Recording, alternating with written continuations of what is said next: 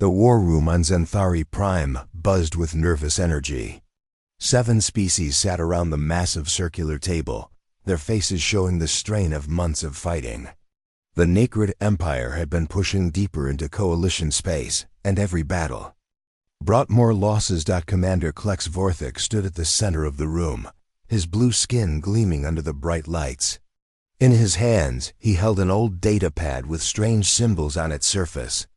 The other commanders watched him with tired eyes. "The Necrids are using a pincer movement," Klex said, pointing to the battle map floating above the table. "They attack from 2 sides at once. But I found something in the old archives that might help us." General Thane, a massive Corvan with 4 arms, leaned forward. "What kind of something?" Klex activated his datapad. Ancient text appeared in the air, written in a language most of them had never seen. "These are tactical manuals from the humans. They faced this exact same strategy 300 years ago." Several commanders groaned. Captain Yex, whose people looked like walking trees, shook his head. "Not the human myths again, Klex. We have real problems to solve." "They are not myths," Klex insisted. "The humans were real. They lived in this galaxy before any of us formed the Coalition. And they were the best fighters we ever knew." Commander Zara, whose people had silver skin and large black eyes, laughed softly. "Klex, the humans are stories we tell children. Flying warriors who could fight in any environment. Soldiers who never gave up. Ships that could appear and disappear. Like ghosts, these are fairy tales." Klex's eyes glowed brighter, which happened when Zenthari got excited. "But what if they are not? Look at this battle plan." He pointed to the floating text. "The humans fought the Vask Empire using these exact tactics. They won every single battle. The Vask Empire fell over 400 years ago," General Thane rumbled. "Nobody knows why. Their worlds just went silent one day. Maybe the humans destroyed them." Klex said quietly. The room fell silent. Even the background hum of the ship's engines seemed to fade. Finally, Captain Yex spoke. "Klex, even if humans were real, they are gone now. No one has seen a human in 3 centuries. They died out. Or they left the galaxy. Either way, they cannot help us now." Klex looked down at his datapad. The human writing seemed to glow in the dim light. "I know, but their ideas might still work. Look at this formation they call Wolfpack. Small groups working together, hitting the enemy from unexpected angles. Far across the galaxy, on a small mining world called Haven's Rest, Dr. Luna Brightwater sat in her tiny apartment. Her red hair was tied back as she worked at her computer. To everyone on Haven's Rest, she was just another archaeologist studying old ruins. They had no idea she was the last thing they would ever expect. Luna was human. She was one of the few left. Scattered across the galaxy, hiding among other species, her people had taught her to keep the secret safe. Never let anyone know what you really are. Never speak the old language where others can hear. Never use your real name, but tonight was different. Luna's computer had picked up transmissions from the Coalition fleet. Military communications talking about battle plans and tactics, and something else. Something that made her heart race. They were talking about humans. Luna's fingers flew across the keyboard as she decoded the messages. A Zenthari commander named Klex was reading from human tactical manuals. He was trying to convince his people that human strategies could help them win their war. "Foolish," Luna whispered to herself. "They do not even know what they are reading." She pulled up her own files, hidden deep in her computer's memory. These were the real human records. Battle reports from the Great War, personal accounts from the survivors. The true story of what happened to her people. The Coalition did not know that their ancestors had driven the humans away. They thought humans had just disappeared. The truth was much darker. 300 years ago, when humans were spreading across the galaxy, the other species had grown afraid. Humans adapted too quickly. They learned too fast. They made friends with everyone. Some aliens had decided that humans were too dangerous to live. Luna's grandmother had been there during the final days. She had seen the great human fleets trying to protect their colonies. She had watched as world after world fell to the combined alien forces. She had been on one of the last ships to escape into the unknown regions of space. "Grandmother," Luna said softly, looking at an old photo on her desk. "They are using our knowledge to fight their wars. And they do not even remember what they did to us." She was about to close the files when her computer chimed. A new message was coming in. Luna's eyes widened as she read the source code. This was not from the Coalition fleet. This was coming from deep space. From the galactic rim where no one lived. The message was in Old Terran, the language of Earth. Luna's hands shook as she opened the message. It was just a few words. "Children of Terra, we come home." She stared at the screen for a long moment. Then she began typing her response. Her fingers moved automatically, spelling out words in the language she had learned from her grandmother. The language she had never spoken aloud. "This is Luna Brightwater, daughter of Earth. If you can hear this, your children remember the old ways. The galaxy thinks we are myths now. They use our knowledge but do not remember our names. Come quickly. The time of hiding is over." She sent the message into the void and waited. Back on the Coalition command ship, Commander Klex was still arguing with his fellow officers. "The human tactics could work," he insisted. "We should at least try them." General Thane stood up, his forearms crossed. "Fine, use your human fairy tales. But when we lose this battle, do not blame us." The meeting broke up, and the commanders returned to their ships.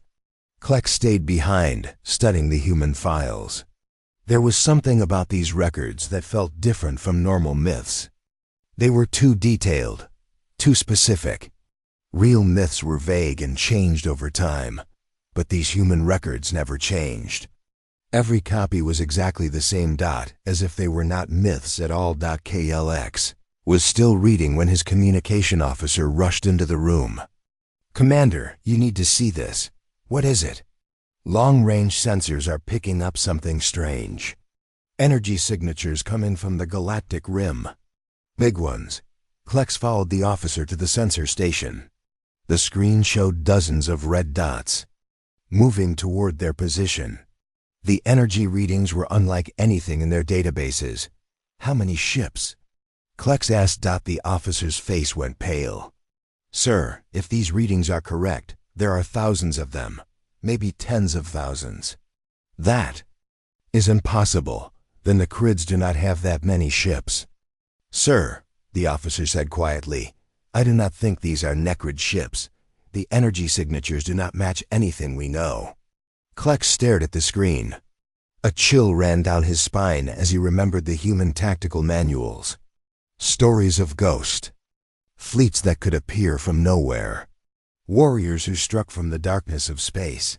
"How long until they reach us?" he asked. "At current speed, about 6 hours." Klex nodded slowly. "Send a message to all Coalition ships. Tell them to prepare for first contact with an unknown fleet. And send a message to Coalition Command. Tell them the myths might be coming true." As the mysterious fleet drew closer, sensors began picking up more details. The ships were massive, built with technology no one recognized. And they were moving in formations that seemed almost familiar to Klex. Formations he had seen in the human tactical manuals. In her apartment on Haven's Rest, Luna Brightwater watched the news reports with tears in her eyes. The Coalition fleet was preparing to meet an unknown armada. Military experts were calling it the largest fleet ever detected, but Luna knew what it really was. After 300 years of exile, after 300 years of building and planning and preparing, her people were finally coming home. She looked at the photo of her grandmother one more time. "They are coming back," she whispered.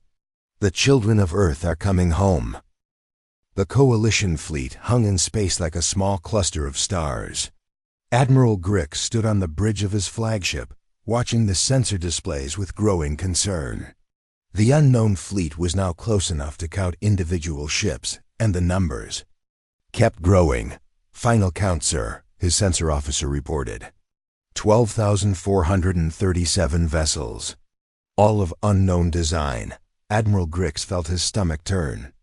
The entire coalition fleet had maybe 3,000 ships scattered across 50 star systems. This single unknown fleet was 4 times larger than everything they had. "Any response to our communication attempts?" he asked. "Nothing yet, sir. We have sent first contact messages in 17 different languages." Complete silence. "Commander." Klex had joined the main fleet 2 hours ago. His small research ship looked tiny next to the massive coalition battleships. He stood next to Admiral Grix, still holding his old datapad with the human files. "Sir," Klex said quietly, "I know who they are." "Not now, Klex. We need to focus on real solutions, not your human stories." But before Klex could respond, the communication officer's voice cut across the bridge. "Sir, we are getting a transmission. Audio only. Put it through." The bridge fell silent as a new voice filled the air. It spoke in a language that sounded familiar but different, ancient and formal. The ship's computer began working immediately to translate. "Translation coming through now, sir," the communication officer said. The computer identifies the language as Ancient Terran. It says, "We are the children of Earth, returning to reclaim what was taken from us.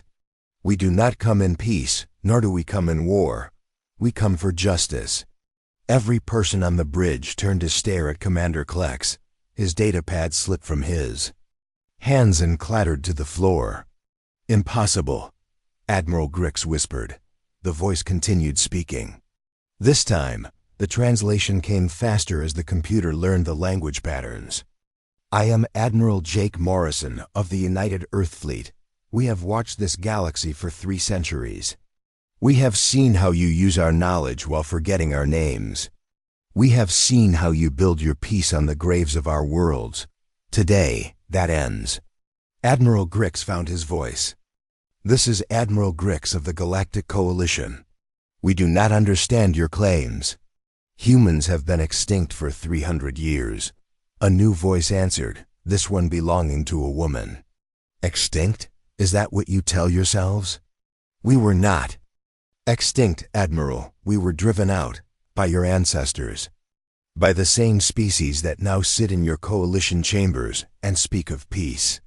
On her distant mining world, Luna Brightwater listened to the conversation through her hidden communication equipment. Tears ran down her face as she heard human voices speaking with authority for the first time in her life.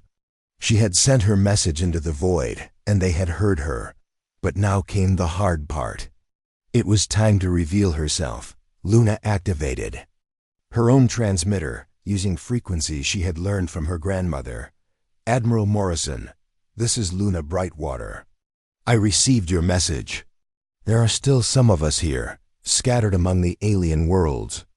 We have been keeping the old knowledge alive."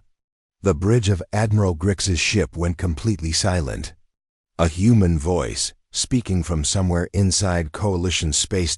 Admiral Morrison's voice came back immediately. "Luna Brightwater, your grandmother was Maria Brightwater, who served on the medical ship Sanctuary during the final evacuation. We have her records." Luna's voice broke as she responded. "Yes, she taught me the old stories. She made me promise to remember. You have done well, child. Stand ready, we are coming home." Admiral Grix stepped forward to his communication station. "Wait, stop. We need to talk about this. If humans still exist, if you are really returning, we can work something out. There has to be a peaceful solution." Admiral Morrison's laugh was cold. "Peaceful? Admiral, do you know what happened to the human colony on Kepler 7?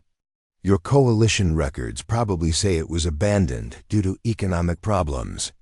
The truth is that Xanthari warships burned it from orbit. 3 million people died in a single day. Commander Kleck stumbled backward. His people, the Zenthari, had done that? What about the research station on Titan's Hope? The human admiral continued. Your records say it was destroyed in an industrial accident. It was actually bombed by Corvan terrorists who thought human science was advancing too quickly. General Thane, listening from his own ship, felt his forearms go numb. New Geneva, Paradise Point, Haven Station, Earth's Garden. One by one, your ancestors destroyed our worlds. And when we tried to fight back, you called us aggressive. You said we were too dangerous to live alongside peaceful species. The human woman's voice, Captain Lisa Chang, spoke again. We did not choose to leave, Admiral Grix. We were forced out. The survivors gathered what ships we could and fled to the galactic rim. We have spent 300 years building, 300 years preparing, 300 years getting stronger. But why come back now? Admiral Grix asked. If you have found peace in the Rim territories, why return? Because this galaxy is our home too, Admiral Morrison said. Because we will not let our children grow up as refugees forever. And because you are still using our knowledge while pretending we never existed. As if to prove his point, human ships began appearing throughout the Coalition fleet. Not arriving, appearing. One moment the space was empty. The next moment a human vessel hung there, sleek and deadly. Impossible, the Coalition sensor officer gasped. They just materialized. Our sensors show nothing. Then suddenly they are there. Captain Chang's voice came from directly behind the Coalition flagship. Phase-shifting technology, Admiral. One of many things we developed during our exile. Your sensors cannot track us when we do not want to be tracked. More human ships appeared, surrounding individual Coalition vessels. There were thousands of them now, outnumbering the Coalition fleet 10 to 1. Your weapons are powered down, Admiral Morrison said. Your shields are offline. We could destroy every ship in your fleet in the next 60 seconds. Do you understand what this means? Admiral Grix looked around his bridge. Every system was dead except for life support and communications. The humans had somehow shut down their entire fleet without firing a shot. It means, Admiral Morrison continued, that we are not the same humans who were driven out 3 centuries ago. We are stronger, we are smarter. We are everything your ancestors feared we would become. But then something unexpected happened. Luna Brightwater's voice came over the communication channel again. Admiral Morrison, sir, I need to tell you something important. Not everyone in the Coalition was part of what happened to us. Some of these species were not even spacefaring when our people were exiled. What do you mean? Captain Chang asked. The Yexian people. They only joined the Coalition 50 years ago. The Drakmori have been peaceful traders for centuries. Even among the older species, many of them had nothing to do with the attacks on our worlds. Commander Klex found his courage and stepped forward. She is right. I am Zenthari, and I did not know about Kepler-7 until just now. My people's history books never mentioned it. Because your people erased it from the records, Admiral. Morrison said coldly. Maybe, but I was not there. I was not even born. And neither were most of the people in this fleet. Luna's voice came again, stronger now. Admiral, my grandmother made me promise to remember our history. But she also made me promise something else. She said that when our people returned, we had to be better than those who drove us out. We had to choose justice over revenge. The communication channel went quiet for a long moment. When Admiral Morrison spoke again, his voice was softer. Luna Brightwater, you have grown up among these people. Do you really think they have changed? Some of them have. Commander Klex has been studying our tactical manuals, trying to learn from us. He respects what our people accomplished. And there are others like him. Captain Chang's voice joined the conversation. Jake, she might be right. We have been preparing for war for 3 centuries, but maybe war is not the only option. The coalition destroyed our worlds, Lisa. They murdered our people. They tried to wipe us from history. Their ancestors did that. These people inherited the results, but they did not make the choice. Admiral Grick saw his chance.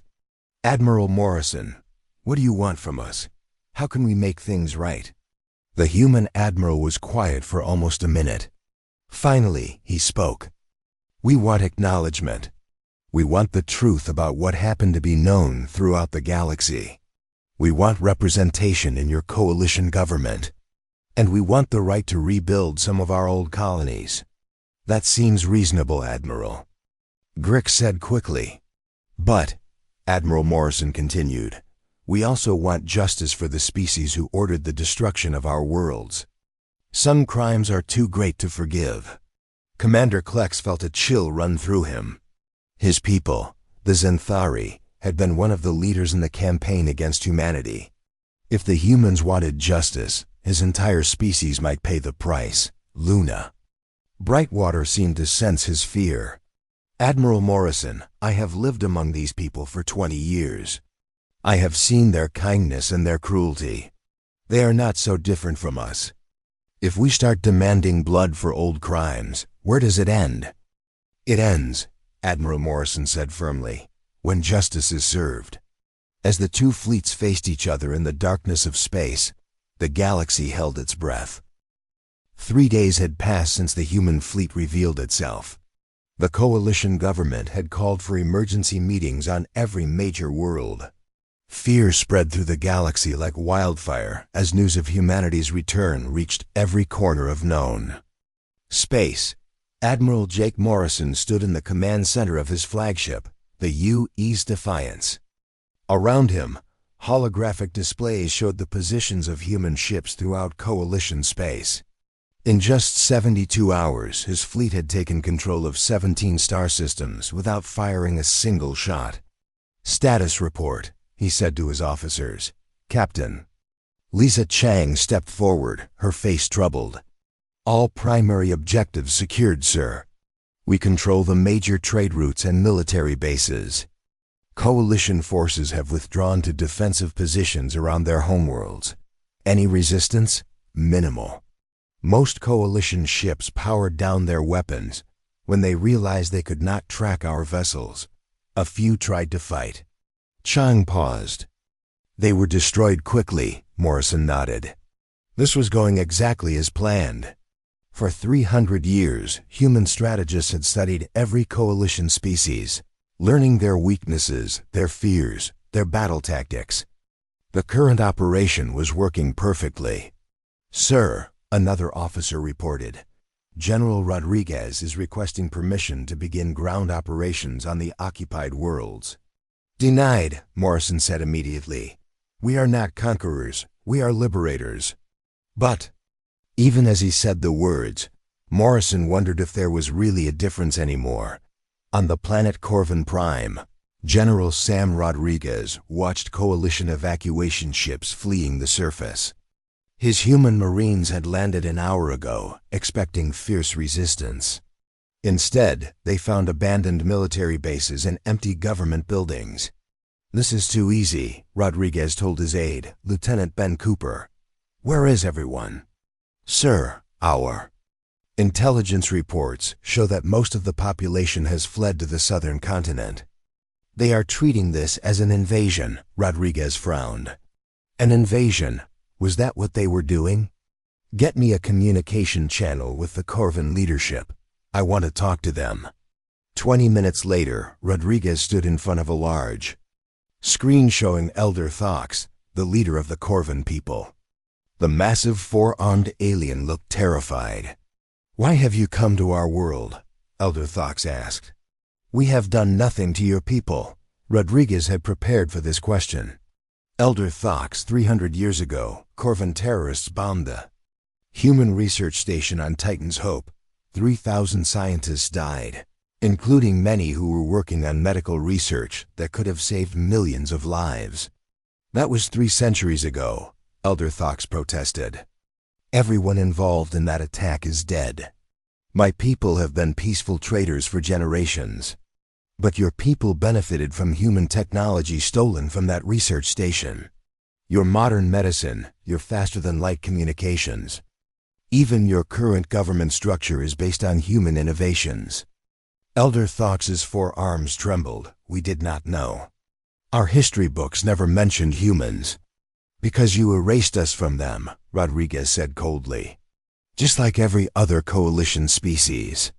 But as Rodriguez spoke, he noticed something that made him uncomfortable. Elder Thox genuinely seemed surprised by the human claims. The old alien looked confused, not guilty. Lieutenant Cooper whispered in Rodriguez's ear. Sir, our historical research teams have been going through Corvan records. Most of their people really do not know about the human genocide. Their government has been hiding the truth for 3 centuries. Rodriguez felt a twist in his stomach. Were they punishing people for crimes they did not even know had been committed? Meanwhile, on the distant mining world of Haven's Rest, Luna Brightwater was no longer hiding.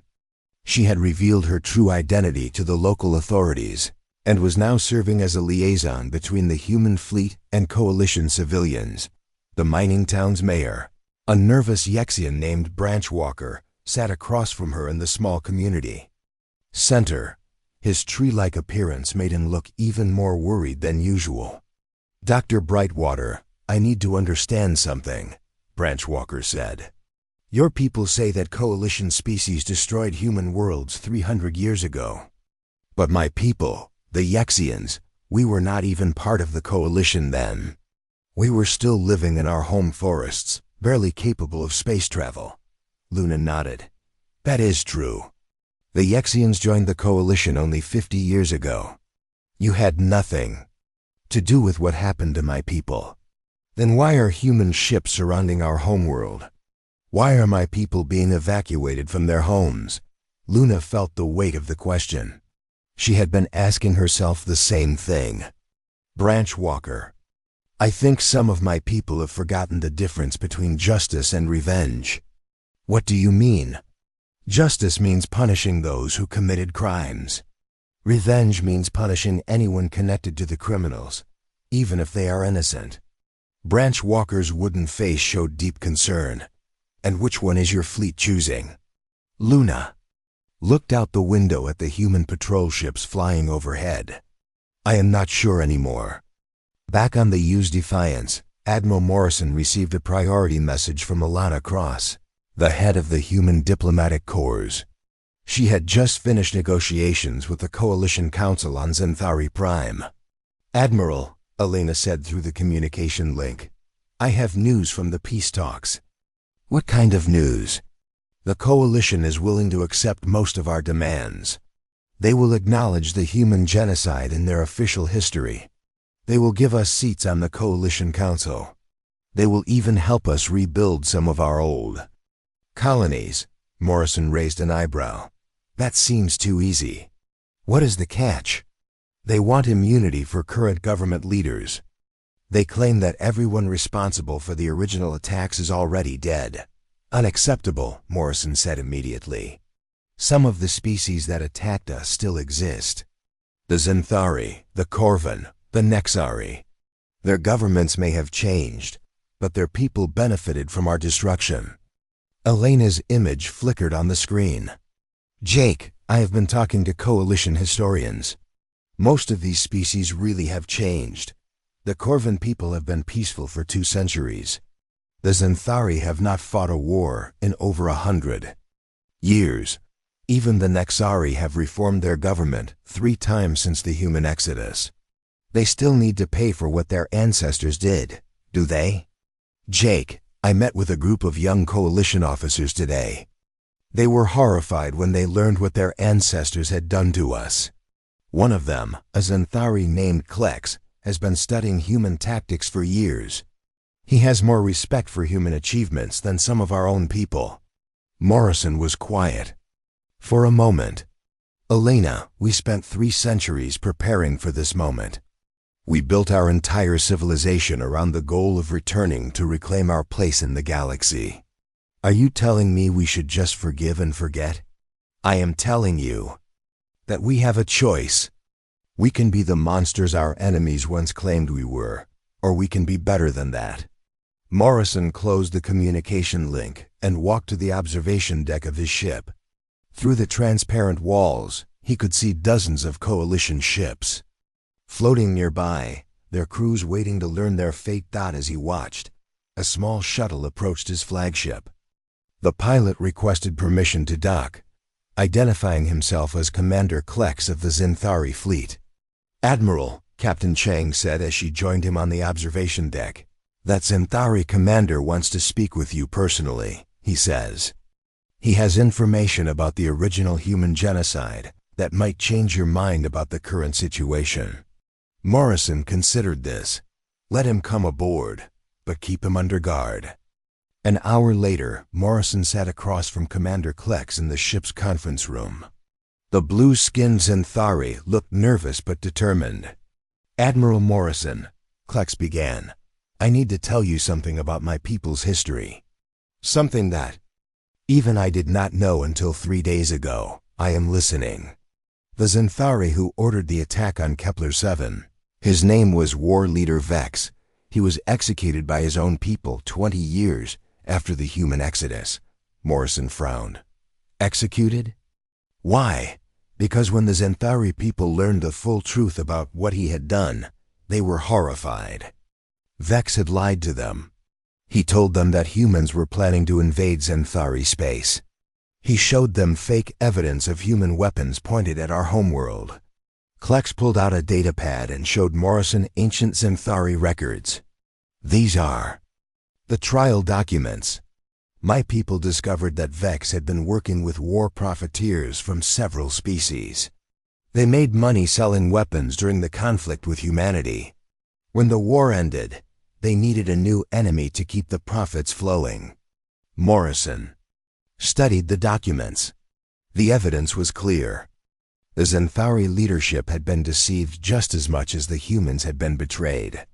"Admiral," Klex continued, "I am not asking you to forget what happened to your people. I am asking you to punish the right people. The real criminals were the war profiteers who used fear and lies to turn species against each other." Morrison looked up from the datapad. "Do you know who these profiteers were? Some of them, their descendants still exist. They run arms companies, mercenary groups, private military contractors. They have been profiting from conflict in this galaxy for centuries." Captain Chang, who had been listening silently, spoke up. "Jake, what if we focused our justice on the people who actually caused the genocide, instead of punishing entire species for crimes they were tricked into committing?" 6 months had passed since humanity's return to the galaxy. The initial shock and fear had given way to something more complicated. On hundreds of worlds, humans and coalition species were learning to work together for the first time in 3 centuries. Admiral Jake Morrison stood in what used to be the Coalition Council chambers on Zinthari Prime. The room had been expanded to include human representatives, and the old circular table had been replaced with something larger. Today marked the first joint session of the new Galactic Assembly, but not everyone was happy with the changes. Captain Lisa Chang, now promoted to Admiral, hurried into Morrison's private office with a worried expression. "Jake, we have a problem." "A big one." Morrison looked up from the reports he was reading. "What kind of problem?" 3 human battle groups have left the main fleet. Admiral Scott Turner is leading them. He sent this message an hour ago. Chang activated a holographic display. A stern-faced human man appeared, wearing the uniform of Earth's military. Turner had been one of Morrison's most trusted commanders during the exile years. "Admiral Morrison," Turner said in the recording, "you have forgotten why we returned to this galaxy. We came for justice, not to make friends with the species that murdered our people. Since you refuse to take proper action, my forces will handle this ourselves." Morrison felt his heart sink. How many ships? Over 2,000 vessels. And Jake, they are not just leaving. Intelligence reports show they are heading for the Nexari homeworld. Turner plans to destroy it completely. Morrison closed his eyes. The Nexari had been one of the main species involved in the original human genocide. Their government had ordered the destruction of 5 human colonies, killing over 10 million people. But the current Nexari population had nothing to do with those ancient crimes. "Sir," Chan continued, "there is more. Turner is not alone. Admiral Rebecca Foster and General Dan Parker have joined him. They represent almost a third of our total fleet strength." Morrison stood up and walked to the window overlooking the Zenthari capital city. Below, he could see humans and Zenthari working together to rebuild areas damaged during the first days of the return. It was exactly what he had hoped for. "Jake," Chung said softly, "Turner sent another message, a private one for you." She activated a smaller display. Turner appeared again, but this time he looked sadder, older. "Jake, you were my friend during the dark years. You kept us together when hope was lost.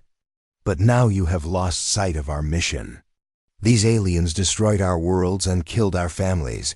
They erased us from history. And now you want to shake hands with them and pretend it never happened."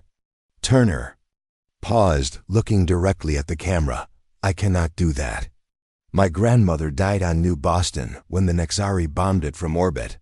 My children deserve to know that her death was avenged.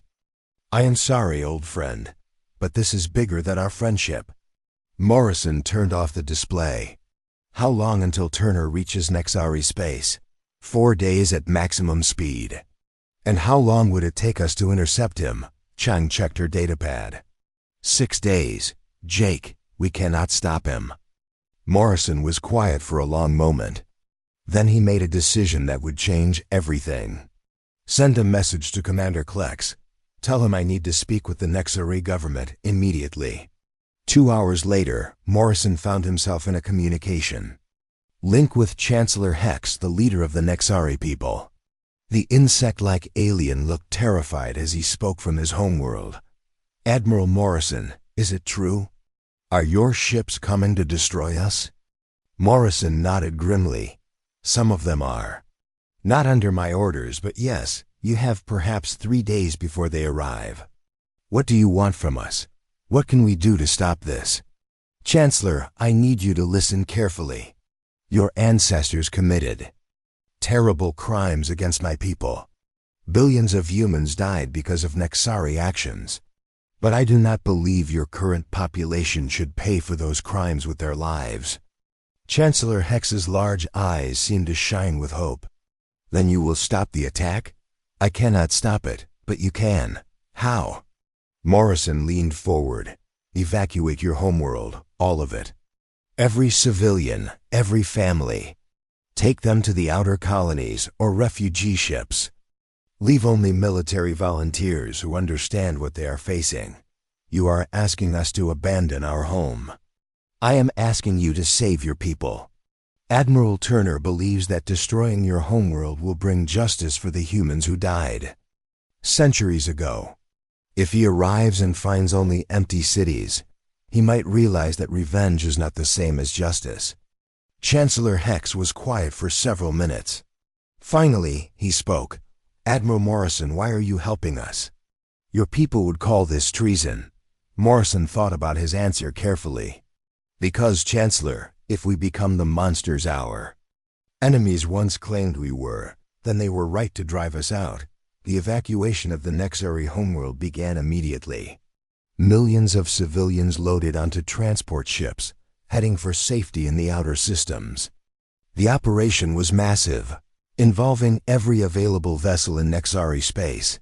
But not everyone wanted to leave. Dr. Kevin Hayes, a human scientist who had been working with Nexari researchers, stood in the central laboratory of the Nexari Science Institute. Around him, Nexari scientists were packing their most important research. "Dr. Hayes," said his colleague, Dr. Clickensound, "you should leave with the evacuation ships. When Admiral Turner arrives, he will not care that you are human." Hayes shook his head. "I am not leaving. This research we have been doing together, It could save lives across the galaxy. Someone needs to protect it. They had been working on medical treatments that could help any species. Human genetic engineering combined with Nexari biochemistry had produced medicines that could cure diseases that had plagued the galaxy for centuries. But Dr. Hayes, if you stay, you might die. Hayes looked around the laboratory at the work they had accomplished together. Humans and Nexari, working as partners instead of enemies. Dr. Clicking sound, if I leave now, then everything we have built here dies anyway. Sometimes you have to risk everything to protect what matters most. Meanwhile, on a distant space station, a young human officer named Rachel Swift was having her own crisis of conscience. She was only 25 years old, born during the exile years. The returning fleet was the only home she had ever known. Rachel commanded a small patrol ship called the U.S. Explorer. Her crew was mixed, including 3 humans and 2 coalition species who had joined the human fleet during the return. "Captain," said her communications officer, a Yexian named Mosswalker, "we are receiving orders to join Admiral Turner's attack fleet." Rachel looked at the message on her screen. Turner was calling for all true humans to join his mission of justice. He promised that after the Nexari homeworld was destroyed, they would move on to other targets until every species involved in the original genocide was punished. "Moss Walker," Rachel said, "you have family on a coalition world, right?" "Yes, Captain. My entire tree family lives on Yexian Prime. And if Admiral Turner decides that the Yexians need to be punished for supporting the coalition, what happens to your family?" Moss Walker's wooden face showed fear. "They would die, Captain." Rachel made her decision. "Send a message to Admiral Turner. Tell him the U.S. Explorer will not be joining his fleet." "Captain, that is mutiny." "No," Rachel said firmly. "That is choosing to be human instead of choosing to be a weapon." Back on the U.S. Defiance, Admiral Morrison received reports from across the galaxy. Some human ships were joining Turner's breakaway fleet. Others were refusing the orders and staying loyal to Morrison. The human fleet was splitting apart. Admiral Chang brought him the latest numbers. "Jake, we are losing more ships every hour. Turner now has almost 4,000 vessels. And he is not just targeting the Nexari anymore. He is planning attacks on the Corvan homeworld, the old Xanthari colonies, even some of the peaceful species that joined the coalition recently." Morrison felt the weight of leadership crushing down on him. "Lisa, what if Turner is right? What if I have gone soft? Our people suffered for 3 centuries because of what these species did to us. Jake, I was there during the Exodus. I saw the human world's burning. I lost friends and family too. But look around you." Chang gestured toward the window where human and Xanthari children were playing together in a park below. "Those children down there, they do not care about ancient wars. They just want to live in peace. If we let Turner destroy that, then we become the very thing our ancestors fought against." Morrison nodded slowly. "You are right. Send orders to all loyal human ships. We are going to the Nexari homeworld. To help Turner? To stop him." As news of the human civil war spread across the galaxy, species that had once feared humanity began to choose sides. Some supported Turner, believing that justice required punishment. Others supported Morrison, hoping that peace was possible. "Commander." Klex gathered a fleet of coalition ships and set course for Nexari space. "If the humans are going to fight each other over our future," he told his officers, "then we should have a say in that fight." Dr. Luna Brightwater, still on Haven's Rest, sent messages to every human she could contact. "This is not what our ancestors would have wanted," she broadcasted. "They died fighting for the right to live in peace, not for the right to destroy others." As fleets converged on the Nexari homeworld, the galaxy held its breath. On the Nexari homeworld hung like a blue jewel against the black of space. 3 massive fleets surrounded it, creating a triangle of power that would decide the future of the galaxy. Admiral Turner's revenge fleet held position on one side, 4,000 ships bristling with weapons. Admiral Morrison's loyal forces faced them from another angle, slightly smaller but equally determined. Between them, Commander Klex led a mixed coalition fleet of humans and aliens who had chosen to stand together. The evacuation of the Nexari homeworld was nearly complete. Only a few thousand volunteers remained on the surface, mostly scientists and historians who refused to abandon their life's work. Admiral Jake Morrison stood on the bridge of the USS Defiance, looking at the tactical display. His old friend Turner was less than an hour away from beginning his attack. After 3 centuries of exile and 6 months of reunion, everything came down to this moment. Admiral, Captain Lisa Chang reported, "We are receiving a transmission from the surface. Dr. Hayes wants to speak with you." Morrison nodded.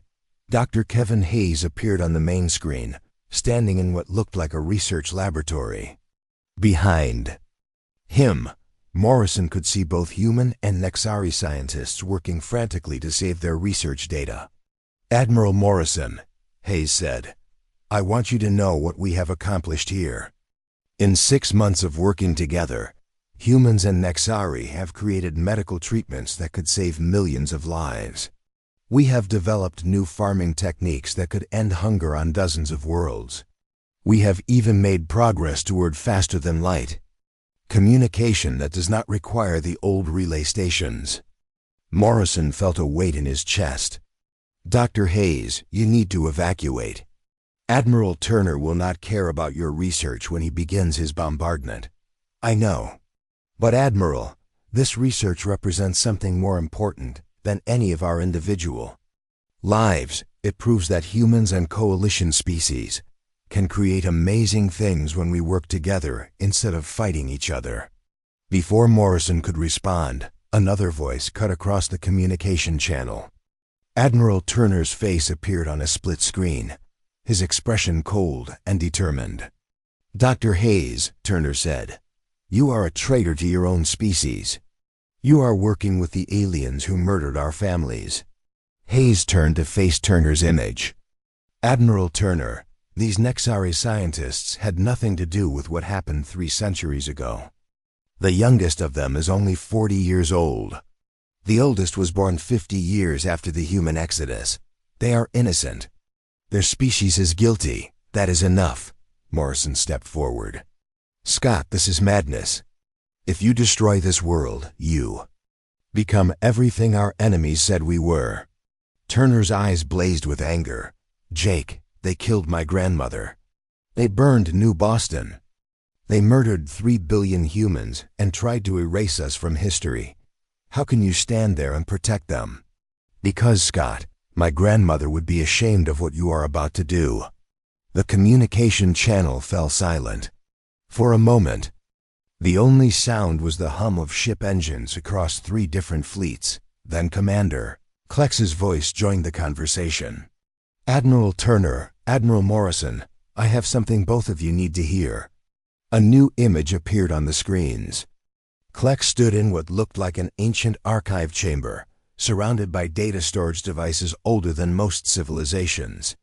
"For the past month, my people have been investigating the war profiteers who orchestrated the human genocide.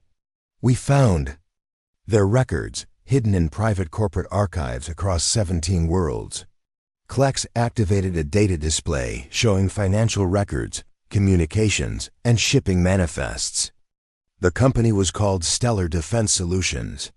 They sold weapons to both sides of every conflict for over 400 years. When peace broke out between humans and coalition species, they were losing profits. Morrison and Turner both stared at the evidence. The records showed massive payments to government officials, fake intelligence reports, and even staged attacks designed to increase tensions. "Admiral Turner," Klex continued, "your grandmother died on New Boston, but not because the Nexari wanted to kill humans. She died because Stellar Defense Solutions convinced the Nexari government that New Boston was a secret human military base, preparing to attack Nexari colonies. Turner's face went pale. That is impossible. The records are all here. Stellar. Defense Solutions created the fear that led to the genocide. They profited from the weapons sales during the war. And after the humans were driven out, they continued to profit by selling weapons to coalition species fighting each other. Admiral Morrison felt a cold understanding wash over him. Klex, does this company still exist? Under different names. Yes, they are now called the Galactic Security Consortium. They have been selling weapons to both the Coalition and the Necrid Empire during the current war. They want the conflict to continue forever. Captain Chang stepped up beside Morrison. Admiral, if this is true, then we have been preparing to fight the wrong enemy for 300 years. Turner's voice came across the communication channel, quieter now. Jake, what are you thinking? Morrison looked at the tactical display, seeing the 3 fleets surrounding the Nexari world. An idea began forming in his mind. Scott, what if we gave up our revenge and chose justice instead? What do you mean? The real criminals are still out there, still profiting from war and suffering. What if we stopped them? For the first time in months, Turner's expression softened. How? Commander Klex provided the answer. The Galactic Security Consortium has their main headquarters in the Vega system. They think they are safe because both the Coalition and the Necrid Empire depend on their weapons. They never imagined that humans and Coalition forces would work together against them. Admiral Morrison made his decision. All ships, this is Admiral Morrison. We are changing course for the Vega system. Target, Galactic Security Consortium. Turner's fleet hesitated for several minutes. Then Turner's voice came back, strong and determined. Jake, you are right. It is time for real justice. The 3 fleets that had been preparing to fight each other instead joined together. Human, Xanthari, Corvan, Nexari, and a dozen other species flew side by side toward their real enemy. Dr. Hayes watched from the surface of the Nexari homeworld as the combined fleet disappeared into hyperspace. They did it, he said to his Nexari colleague.